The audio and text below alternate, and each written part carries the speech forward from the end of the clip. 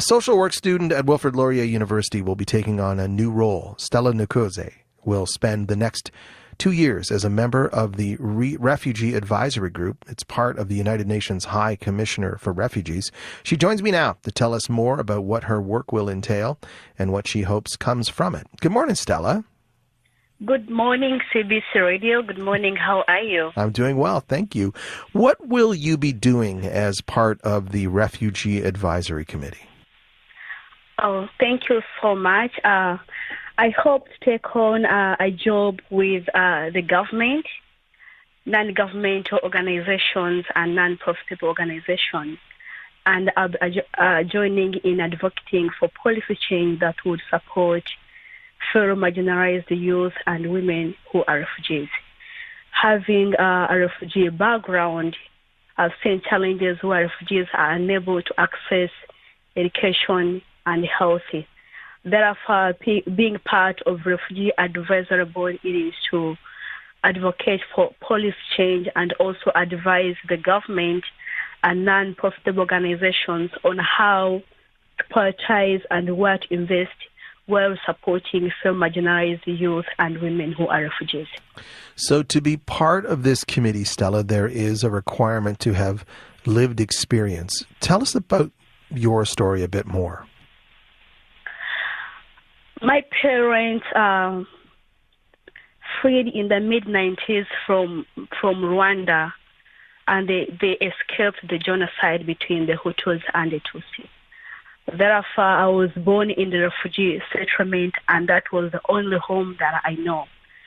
Being in the refugee camp called Chakati Refugee Settlement in Uganda, I have seen the first-hand challenges where refugees lack access to public services such as education, health, and other challenges.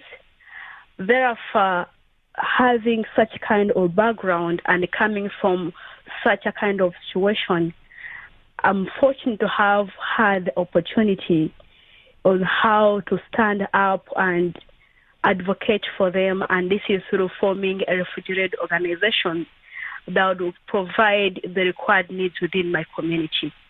So that's where I am, and that's where I come from. So I stand as a proudly student from Wilfrid Laurier University who is capable to create a change within my community. Yes. When did you arrive in Brantford to start studying social work there at Laurier?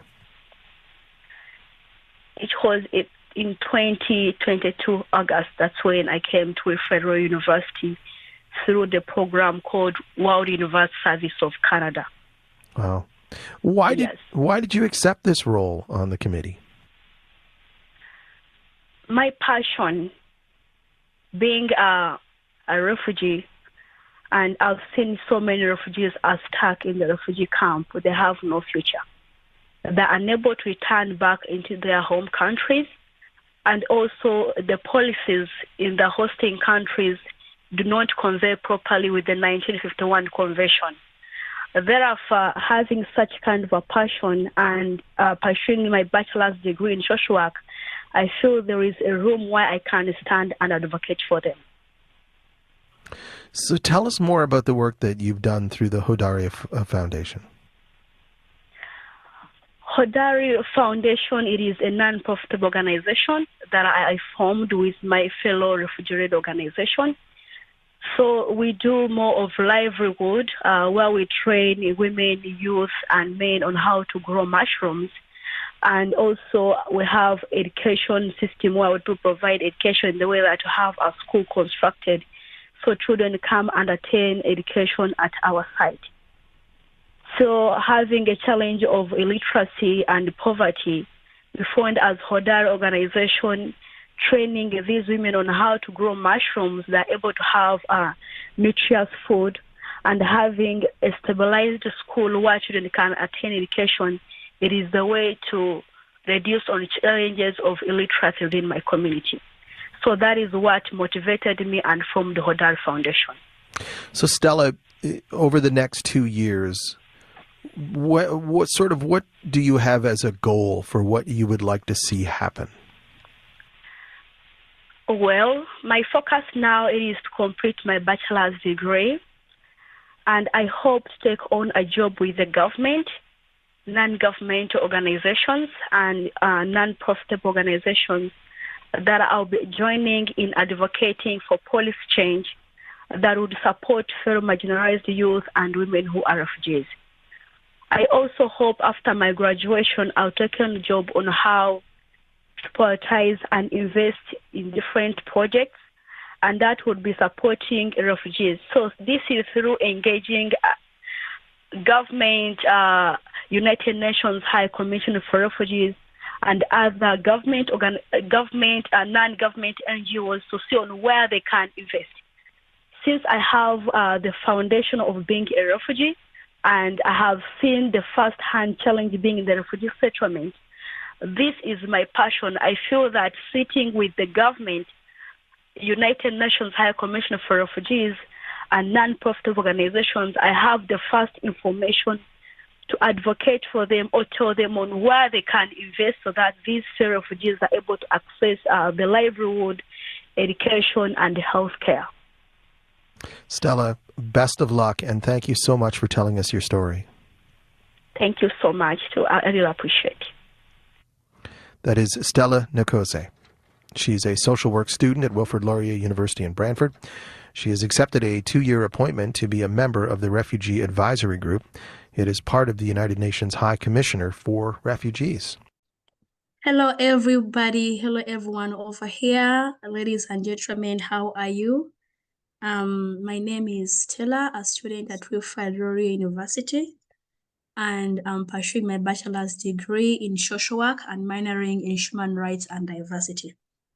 So being appointed for Refugee Advisory Group, specifically it is an official mechanism through which refugees representatives inform policy decisions, making on resettlement and complementary pathways at the CRCP, formerly the annual tripartite consultations on resettlement.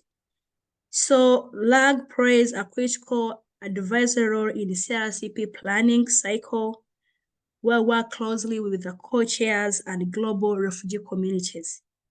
So if I say global refugee communities, these are non-profitable initiatives that are formed by refugees, and also international NGOs like UNHCR, World Vision, CARE, that these global organizations that are operating in the countries where refugees need help. So we do collaborate as RAG, we collaborate them closely with the UNHCR NGO and the states, that is the government, to see on how they should support these refugees. And how should they support them? It is through implementing policies that convey with the 1951 Convention, where these refugees are able to have that ways on how they can express themselves, and also telling them on how they can invest money. If refugees that are unable to attain education, it is not about just constructing a school. It's how do we collaborate together? How do we engage these refugees to attain education, and also having a safe space on how they can elaborate their own feelings, and also exercise their freedom of expression while enjoying the services that are being provided to them. So specifically, that is a little bit that I can explain more on Refugee Advisory Group. Yeah. You are now in Canada undertaking your bachelor's degree. You are successful, but let us go back to that time when you were in the refugee camp. Could you share with us your story about living in Chaka refugee camp? Living in Chaka 2 refugee camp, it's not easy. Personally, the experience that I faced was, oh my goodness, I should say it's horrible. Being in the refugee camp, being in position to seek job, there is a challenge of unemployment. I remember I was volunteering with Allied Uganda, interpreting in gender-based violence. So taking up a step to have a job is very, very difficult in the way that there is no much collaboration, where the UNHCR does more of maybe laying out a foundation where there is maximum collaboration with the youth within the community. Me, as a youth within the refugee camp, it was hard for me to be employed. And I believe that others in the refugee camp, they have the potential to either translate from English to Kiswahili or Kinyarwanda, but they don't know how and where to apply. And even when they take up a step to apply, it is always hard.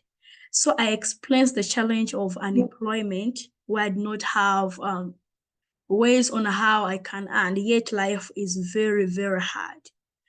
Then another challenge was early marriage. I would see fellow girls going into early marriage, and of which I could not blame them.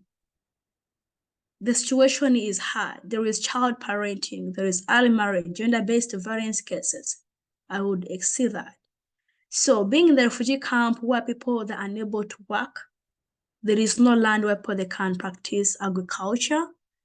And also, even though the implementing organizations, either in education sector, health sector, they implement those facilities, there is a little bit difficult in awareness, where these refugees, girls or boys who go to school, they're unable to have facilities like books, sanitary pads for girls, and those are things that a little, yes, when you are in need of them, but these are things that keeps us girls at school.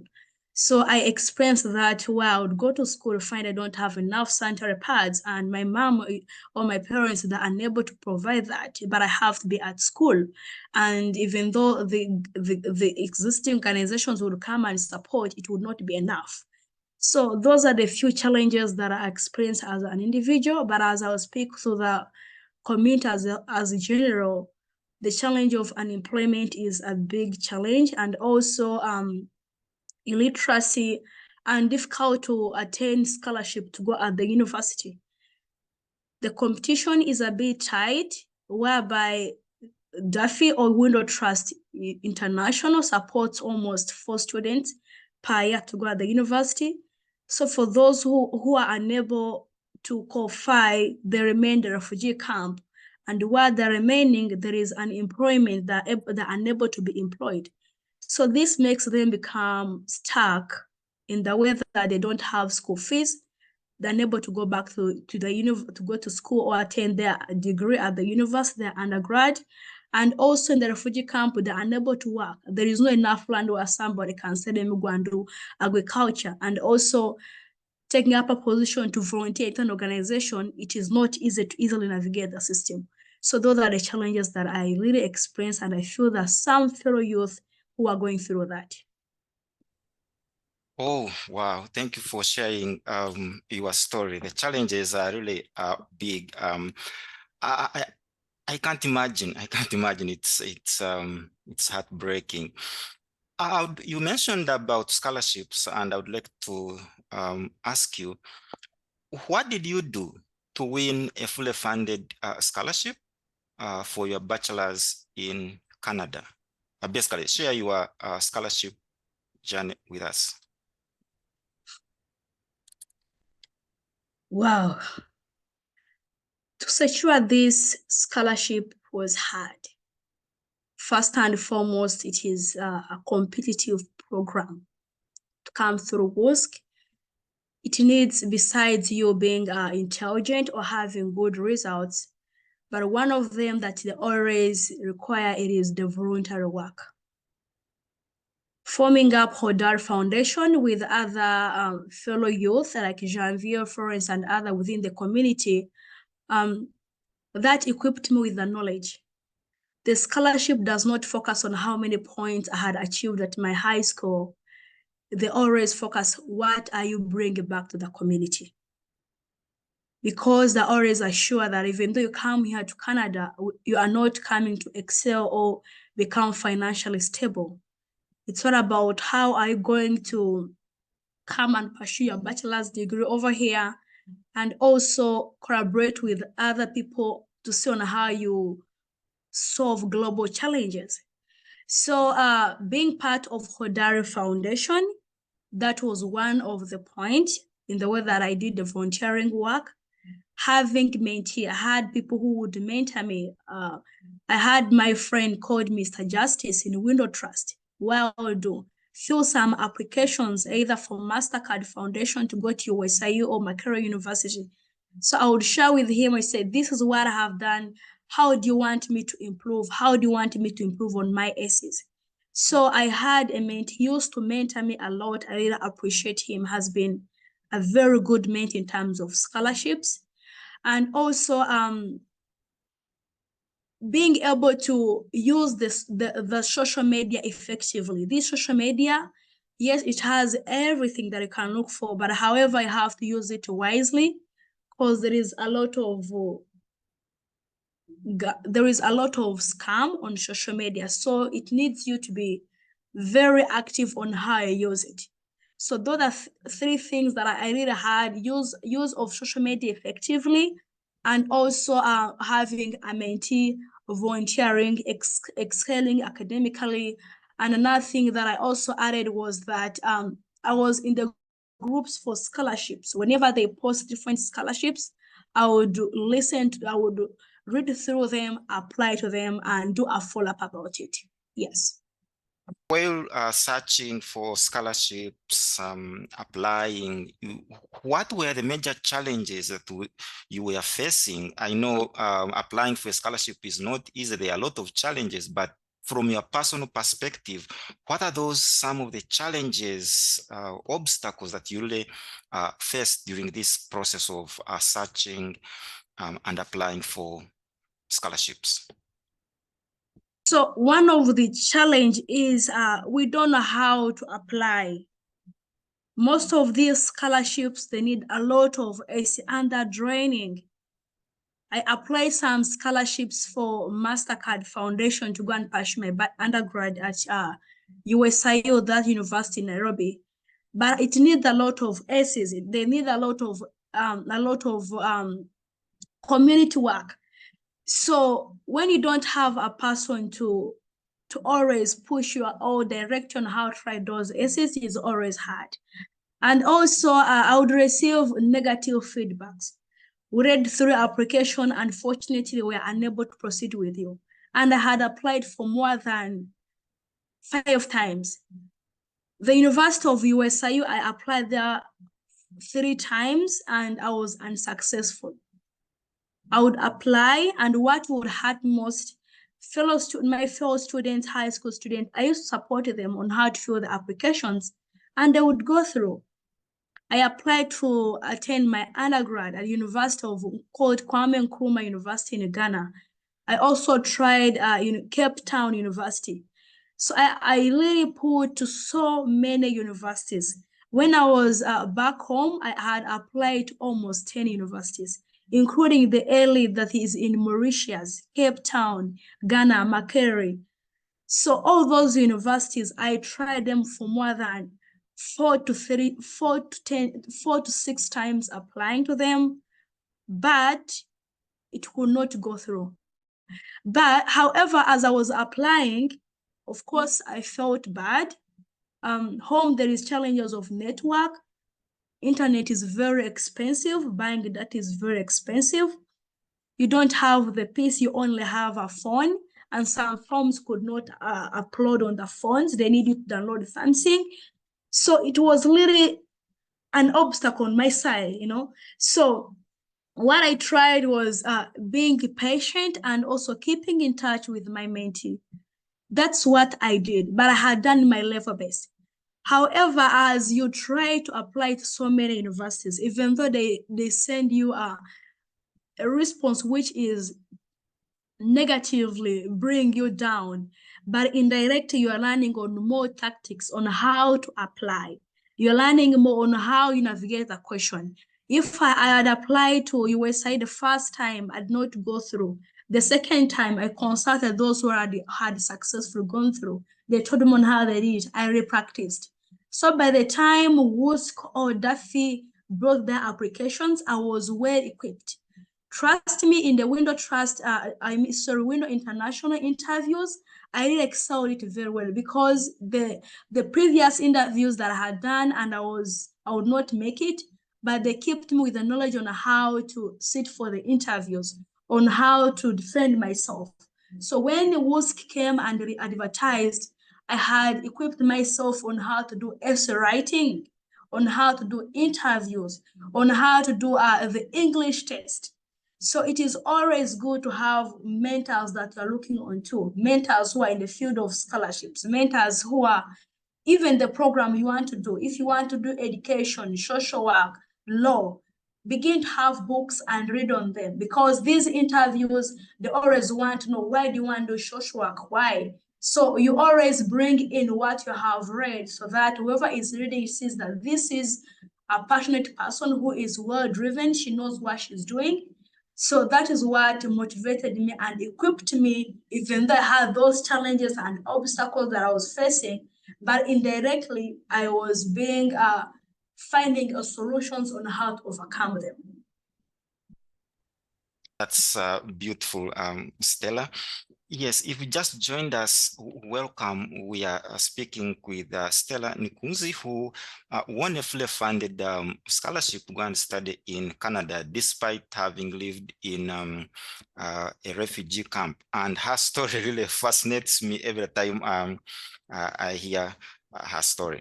Now, just to summarize what you've said, what you did is that you had first contributed to community by volunteering, by forming that foundation. Again, getting mentors, very, very, very important. You need to be mentored. Okay, if you are here, you're looking for scholarships, don't die alone. Okay, get a mentor. Okay, these mentors will experience. Some of us have been in the field of scholarships for over 30 years, so you can get help. Okay, but most importantly, getting feedback is very, very important. You mentioned that you could send your essays to your mentors and you get feedback. That's very, very important. But also being in the group and be able to utilize the scholarship information that's being shared on that group. That's brilliant. That's brilliant. Wow. Now, are you willing to share with us what this scholarship covers? Yes. First and foremost, I'm fortunate to be part of the nominated committee, apparently, for World Universal Service of Canada, and that is the scholarship that I came through. So it has enabled me to learn more about it. So World Universal Service of Canada works on the behalf with the government of Canada. So when you come through WUSC, it is not a fully scholarship. It is actually a sponsorship. So what WUSC does, the government has given them that ability to go and interview academically excellent leaders who are affected by crisis, like refugees, who apply and showcase their abilities and attain this opportunity.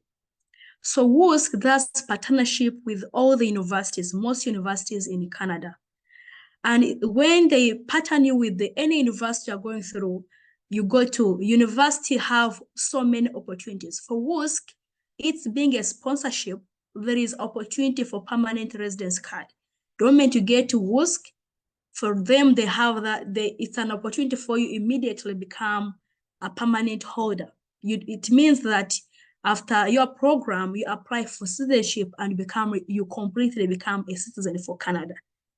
However, while there is an opportunity is here now, when you come through WUSC, it varies to which university you go to. The university that I go to, students pay levy per month to see that they fund me for all my 4 years, meaning I know all the things are covered at the university. I'm studying, but I know my tuition is covered. I'll not use the government loan to study. My tuition is covered. There is enough allowance. Medical allowance is covered.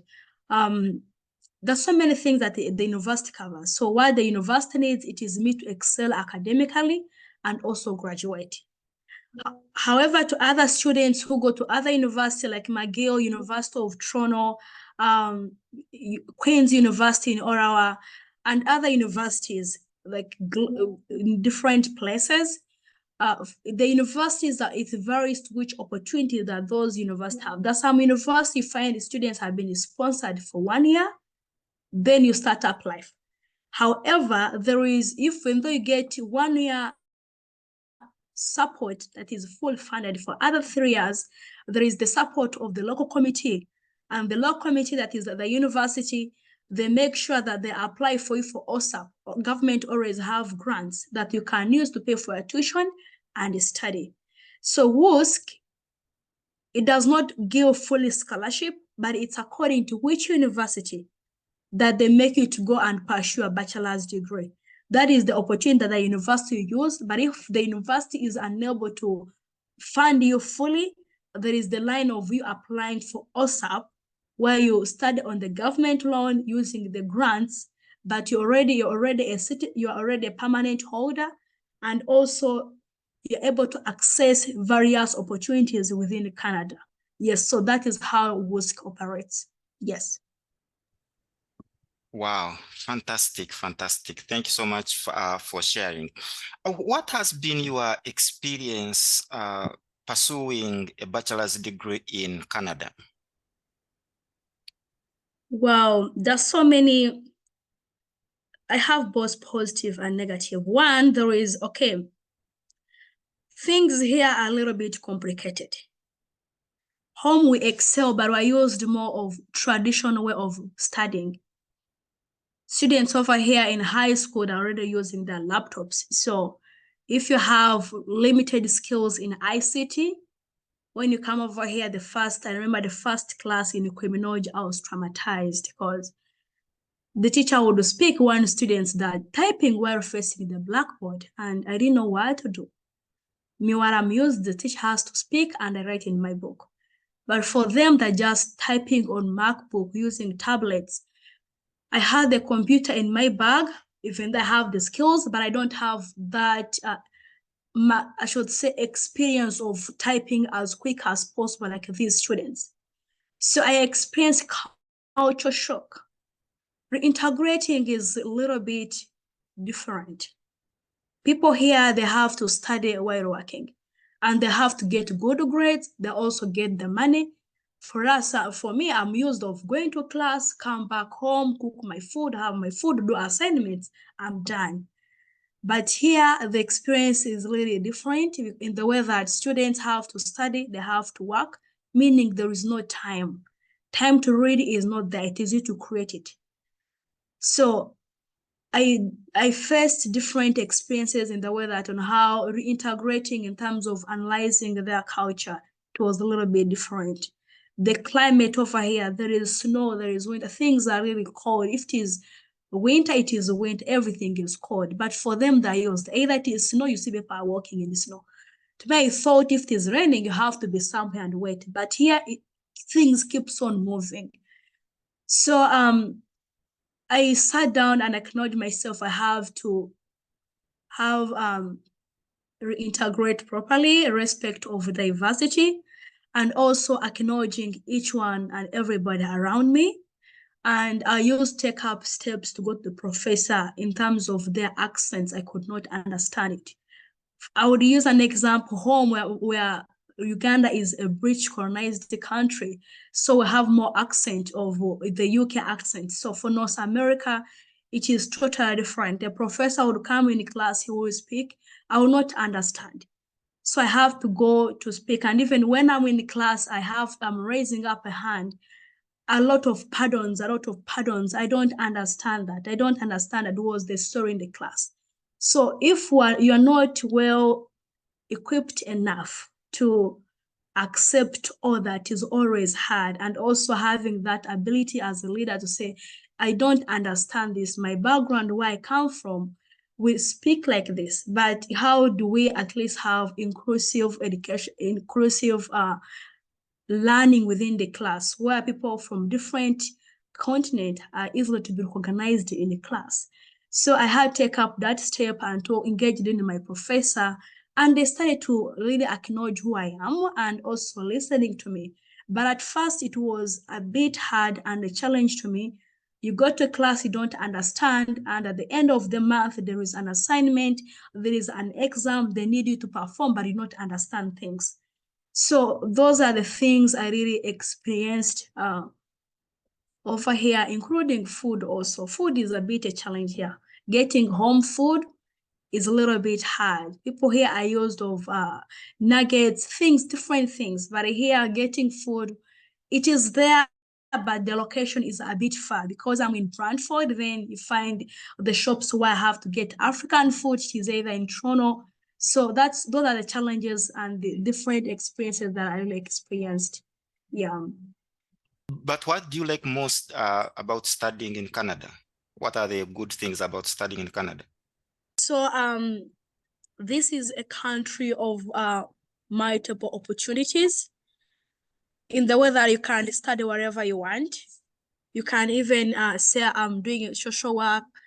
I can another degree. So I'm doing 2 degrees at a go. I'm doing social work and also human rights and diversity.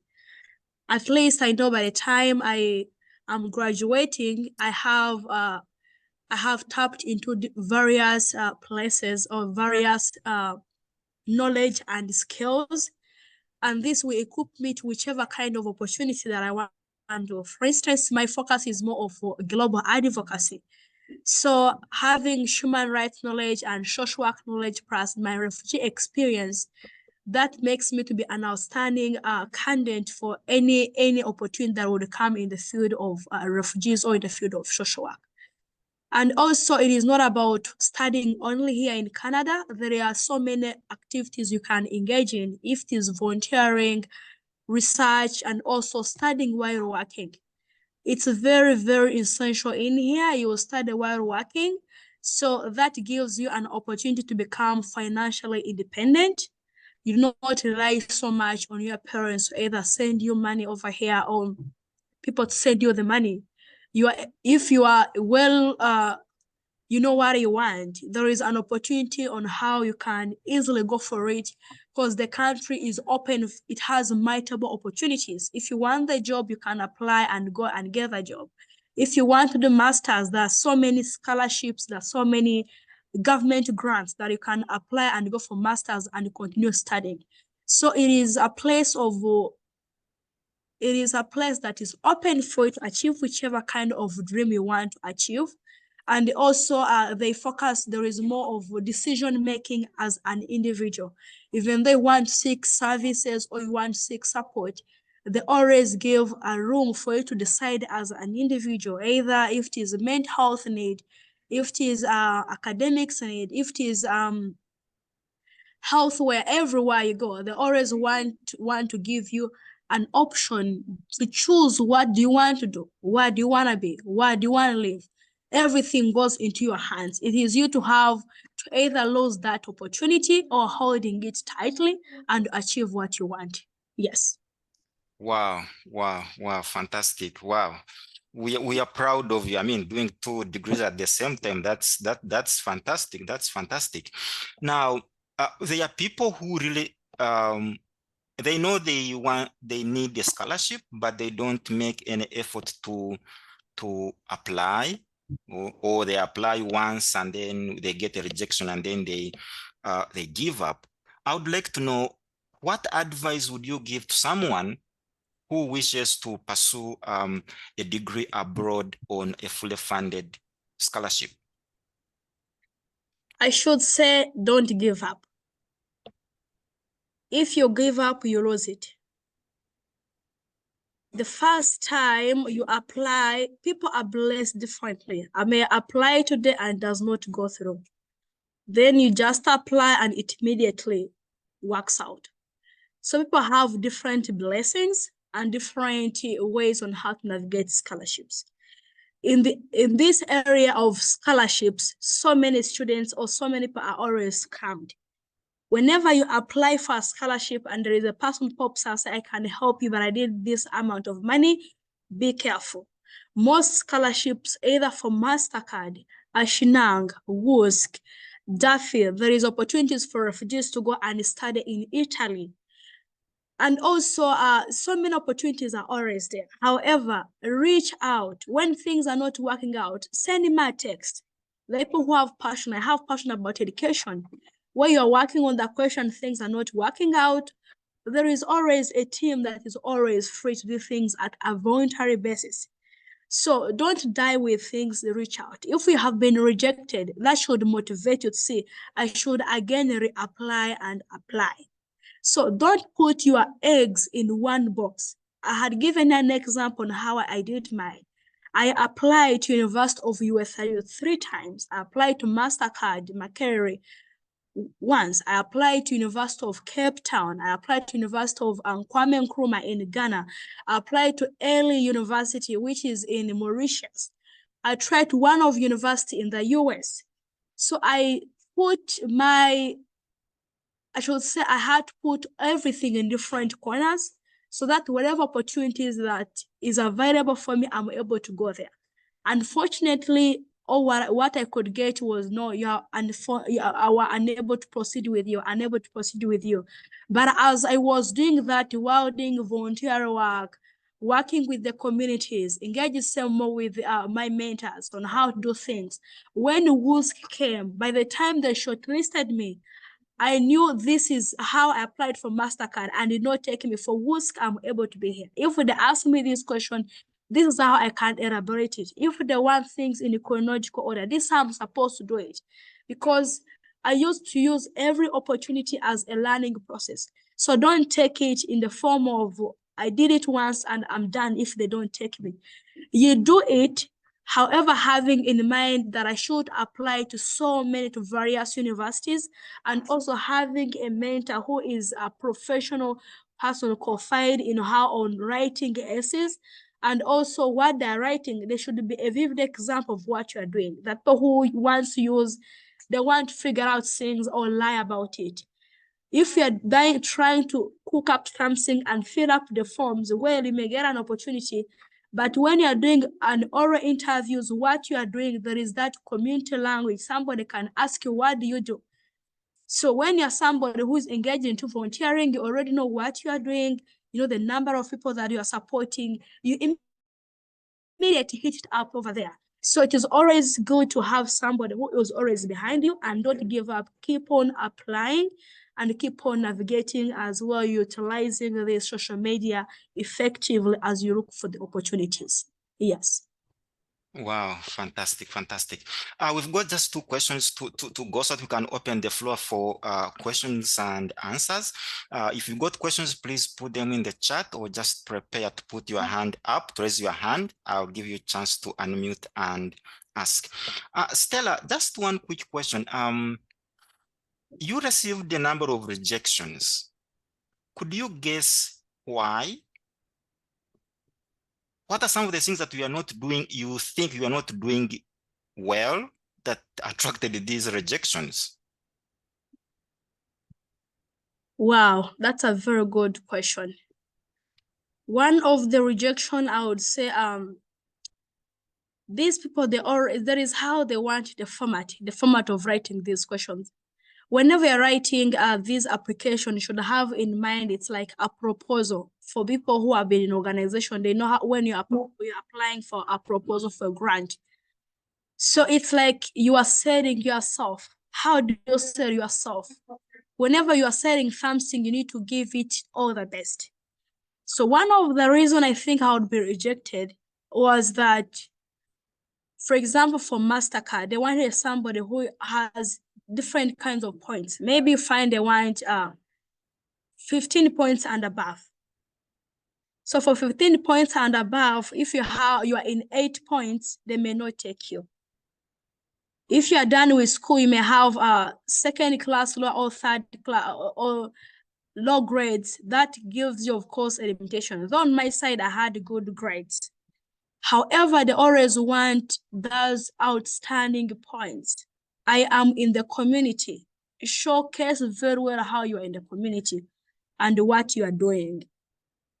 And also, English being our second language, the people who have grammar writing, which is a problem. Find somebody who is very well, who can read properly your grammar and write it in the correct way, because the half for the students who may come from DRC, the use more of French and English may be hard for them while writing. So find a person who can help you in that area on how to improve your grammar. You write something, it is true, you're doing it, you have the points, but on the way you are writing the sentence structure, it is speaking something else. So that makes you to be rejected. I also saw that. And another challenge was that it may not be your chance. You may apply, you are just learning. Maybe God does not want you to be in that university, but you're doing your level best. So you need to have that in mind. Be open-minded. When it is your chance, it will make you go through. However, utilize that as an opportunity. Even though you get to be rejected, keep on holding onto that and applying again and again. Yeah. Wow, fantastic.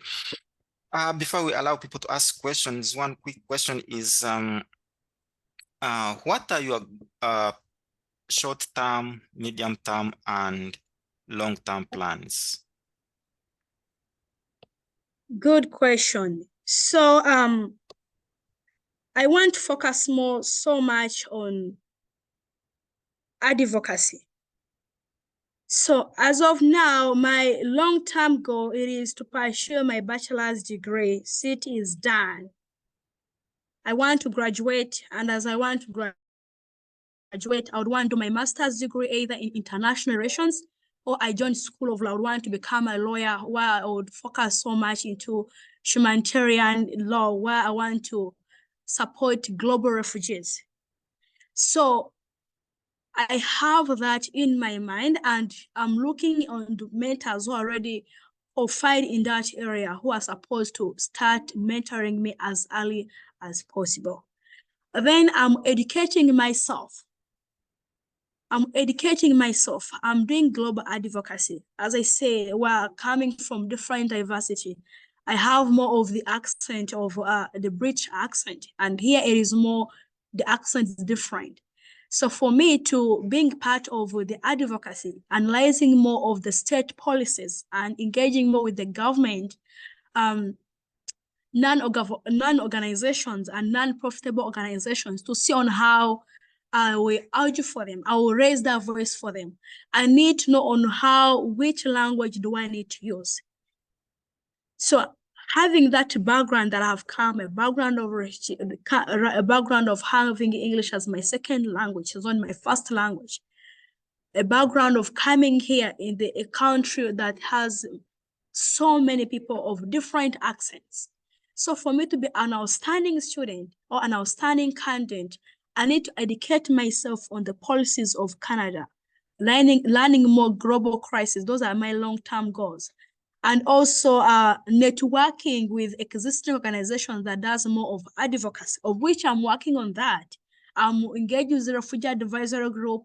I'm engaged with the Canadian Advocacy Group, and I'm engaged with the Member of Parliament of my city to see on what are the challenges that these immigrants are currently facing and what is he doing in the parliament to work on that. So I'm trying to network in the area that I want to see myself being in the future. Another thing that I always do is that I do more of awareness, of which I'm doing it over here, where immigrants come in Canada and are unable to do their practice of jobs, like they're unable to get their professional jobs, they end up into factories. So I engage in the provincial government and also the Member of Parliament and other community leaders to see how do you support these immigrants. So I'm trying to network myself, supporting the existing initiatives on how they can shape their policies and also what they have in mind, or the kind of grants, how are they locating them to support these new people over here.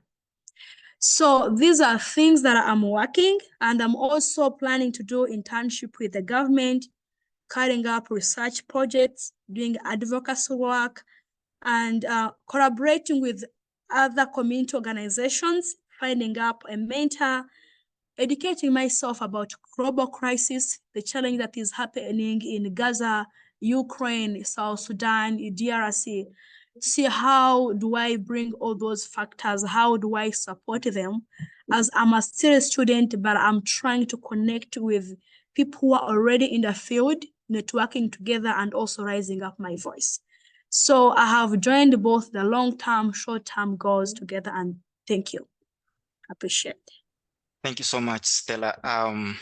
Fantastic goals, great goals. I wish you all the best. God bless you.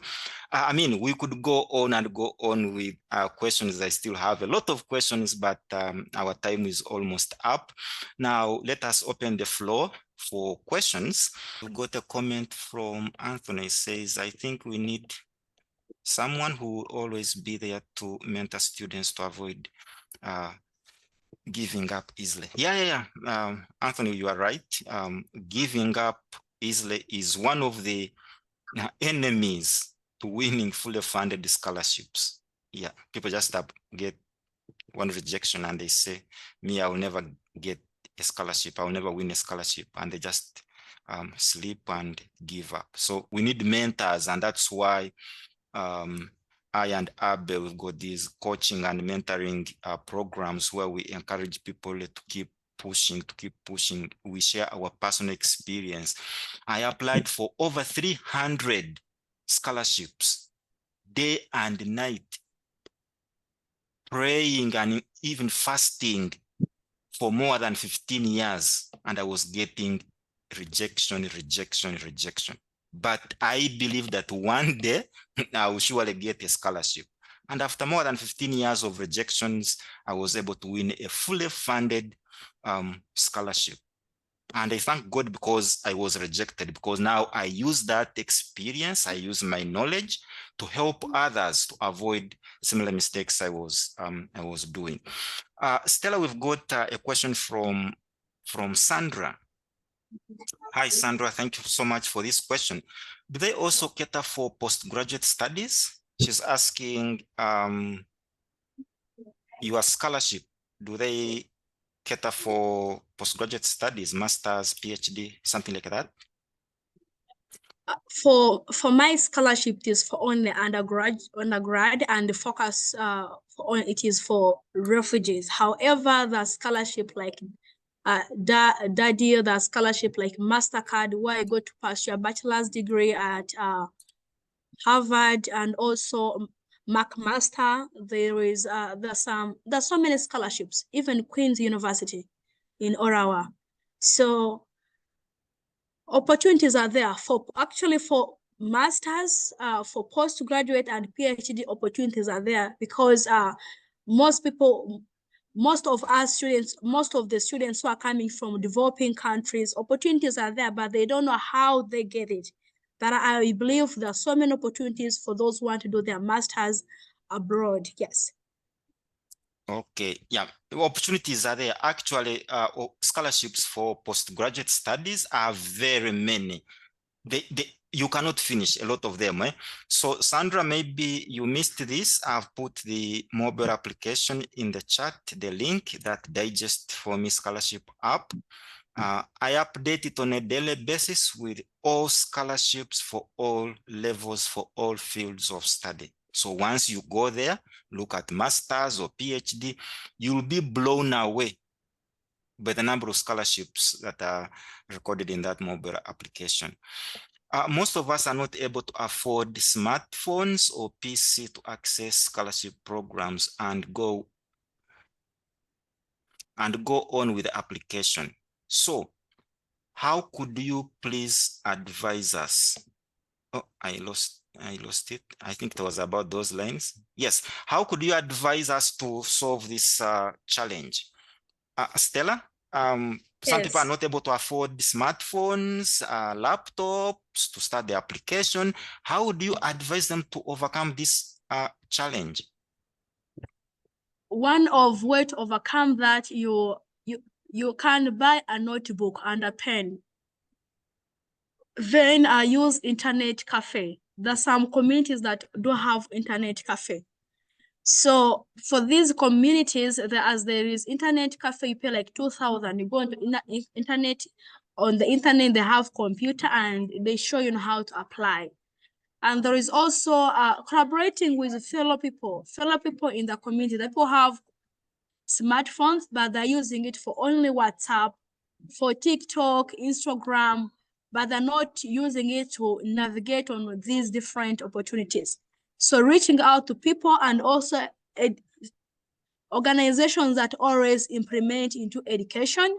If you reach out to them, I would give an example, maybe Field Church Aid in Chakat Refugee Settlement, Window International, and other, even this program with Mr. Dan Musingos. Also, if you reach out to them, you write them an email, there are always opportunities that they can help you to see how you can get the guys to apply. However, as an individual, I would as well advise working and saving the money and buy your own phone so that you keep updating yourself, because when you apply, you have to create an email, and the email is where they'll keep sending your information. So working hard to save the money, you may not buy an expensive phone, even though you get a second hand, but that is the phone that enables you to access to various opportunities, because they always send an email to update you if they have been rejected, or they need a certain document, or they need to update your profile. So it is always good to have your own gadgets. But as you get to have those your own, before you have those gadgets, going to internet cafe, you search, after searching, you note those things down, you note down your link, so that wherever you go, you are able to log in with your email and find out the feedback on how it is saying, or they not respond, or you have been rejected, or you have been accepted. It is always good to have that. So how does this start? It starts you having a mentor to mentor you in on how to get a scholarship. To networking. When you're engaged into volunteering at different organizations, I believe there are some organizations that have Wi-Fi and there is laptops or PC over there. So as you are networking, volunteering, you are building up your CV, you are building experience, and use their gadgets to apply. So you need to tap into so many opportunities, but not using this as a problem to limit you not to apply. Yes. Wow, a beautiful answer. I could also add, I remember one time I was conducting a workshop in Kampala, and one lady put up her hand and said, sir, me, I don't have a laptop, I don't have a smartphone, therefore, I'm not able to apply for these scholarship opportunities. I listened to her answer, and this was my reply. I said, thank you for the question. You already have a laptop at home and you already have a phone at home, but you don't know. She was like, what do you mean? Could you please explain? I said, let me explain. Can I ask you, how many pair of shoes do you have? How many pairs of shoes do you have? She said, around 40 pairs of shoes. I was like, how about dresses? It was like, very many I cannot count. How about 2 handbags? He said, about 225. I said, there we go. Okay. Basically, for the handbag, you only need 2 or 3 handbags. Sell the 20 plus. Shoes, you just need shoes that you can put on for 5 days. Basically, those are 5 pairs. The rest, go and sell. And get that money, invest in a laptop, invest in a phone. We are not talking about brand new laptop or brand new and the latest phone. No, second hand. If all those fail, then there is something problematic that we are not understanding. And she agreed with me that she already has a laptop at home and a phone, but she didn't realize. Yeah, I've been applying. No, it's a comment. I've been applying for scholarships only to land on masters and not end up. Yes, sometimes if you're looking for undergraduate scholarships, you land on a master's scholarship or PhD. Don't just say this does not concern me. No. You've landed on gold. So what you do, follow that scholarship link to the university. Guess what? If a university is giving master's scholarships and PhD scholarships, there are high chances that they also have undergraduate scholarships. This is how people miss opportunities. They just see, oh, me, I'm looking for undergraduate and this link is for masters. It doesn't concern me. It concerns you. So follow that link to the university page, look at their website, look at the departments they have. Do they have undergraduate? If you can't find any information, go to contact link and send them an email, say, I'm looking for undergraduate scholarships, please help, something like this. You'll be able to get scholarships. Hi, Stellah. What would be some of your parting shots or closing remarks? I should say nobody should discourage you that coming to pursue a bachelor's degree or master's or PhD in either Canada or North America, it is impossible. However, you should feel encouraged and be with people of the same-minded mind, people who will encourage you. Even though you feel rejected, they'll tell you, I believe in you, you can rise up and redo it again. If you have people of the negative minds who don't believe to come and study this side, those people will always bring you down. So check among your networks the kind of friends you're collaborating with. If they're friends of the same vision, if they're not friends of the same vision who are also pursuing on how to get scholarships, find mentors outside. Don't reject them because they're not within the same line, but find a friend or a mentor who is good in that program. Having a mentor does not mean that this person should be either working with the government, should be over there. There is someone whom you see has skills of writing, has skills of reading through what you have written and supports you. So you need to have somebody whom you're accountable of, somebody who will tell you, have you applied on this? Have you achieved this? These are people who are going to help you to improve and achieve the well of you. Like the whole of you is going to come out, since there is someone whom is I'm accountable on. This person needs to know how I'm doing in terms of scholarship area. You need to network. We are with Dan Msingos. Don't just go have an email, send him an email. Join these WhatsApp groups that focus so much onto scholarships. So when you're within the same group, opportunities are always there. If you don't have the opportunity to go and search online, but you're on the WhatsApp group, whenever they send a link, read through it, go ahead and apply. So this keeps you to give you more knowledge and skills on seeing how do I make myself better, how do I improve myself. And whenever you apply for a scholarship and it fails, send it to your mentor, or you can send it to me. You can send to any person you see is good in that area. Let that person read it through, then you go it through, so that next time when they re-advertise it, you're able to apply and put all that they need so that you become an outstanding candidate for them. It does not only stop on applying. When you apply, you also need to work on yourself on how do I do an oral interviews. Meaning you need to focus on how you watch for doing interviews. How do I speak actually, so that whenever I speak, it creates sense in the eyes of these people. So these are what I can give with you as you collaborate with others, as you network, as you find the mentors, as you go online, search for these opportunities. Have in mind on how you take a step back to reflect on what you need to improve and which area you need to invest in more. That will make you to be a stabilized candidate attend this scholarship, because it does not stop on having scholarship. Even when you come either to Canada, go to Sweden, to Norway, Denmark, even they have that scholarship, maintaining it also at times it becomes hard if you have not prepared yourself on how to keep yourself as an outstanding candidate for each and everything. Otherwise, I appreciate for your time. I appreciate for each and everything. And thank you so much. Thank you, Stellah, for sharing with us your story. It's fascinating, it's so unique, and congratulations on your recent appointments. To our attendees, thank you so much for being with us. Let's meet again next week. Same link, same login details for another success story. We will be looking at securing fully funded scholarships and studying in Portugal. You don't need to miss that. Until then, thank you so much all. See you then. Bye-bye. Bye.